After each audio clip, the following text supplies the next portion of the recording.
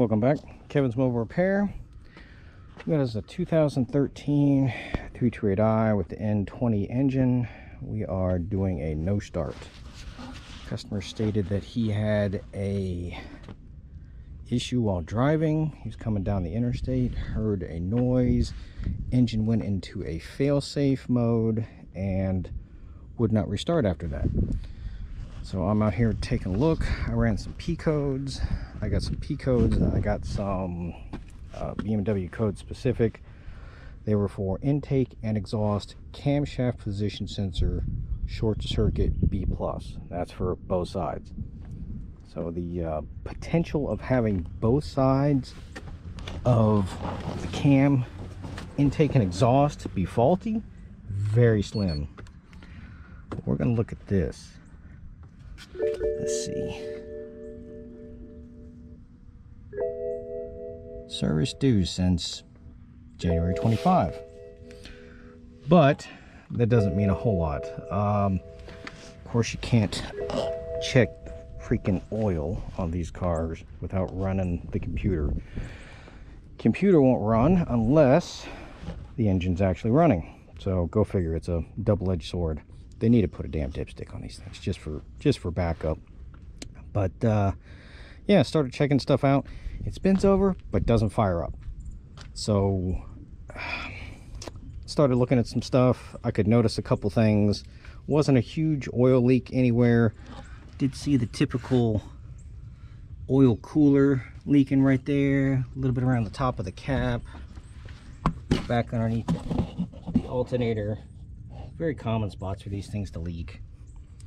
So, but these specific engines have a problem with the stop-start system. When they do so, I have seen these chains become extremely loose. Chains will loosen up, guides will break, things of that kind of nature.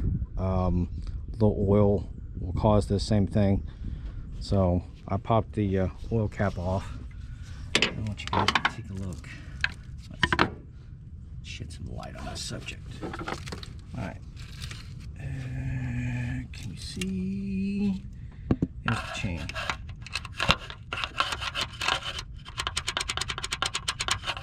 See that? I'm practically picking the chain up off the guide with no force whatsoever. I'm going to stick my finger down in there and lift the chain up.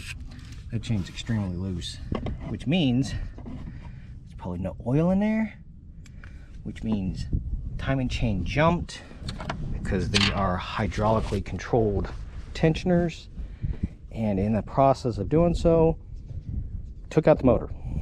So it probably bent some valves, did something stupid like that, jump time. If it jumped time enough, yeah, it completely destroyed that motor. But I'm pretty sure his customer's not going to want to spend that kind of money on a 10-plus-year-old car in order to diagnose that issue. But that's what we're looking at. People, older cars, you need to make sure you keep up the oil. Don't go by what the computer says when you get over 100,000 miles like this one does. Just religiously change your oil at 5,000 miles. Don't go by the service reminder, because that thing will push you out 7,000-8,000 miles, 6, 8, 9 months, whatever like that. Don't do it. Just do every 5,000 miles, just because stuff like this happens, and this happens a lot of the times.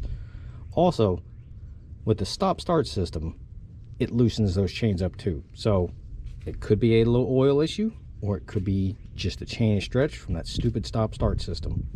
That's one of the worst so-called fuel saver conditions that these things came up with. Chevy does the same thing. They stretch those timing chains. Ugh. I personally turn them off every single time I use them. But yeah, that's where we're at with this thing. We got us a real bad timing chain issue. So, but stay tuned for the next post. Like and subscribe.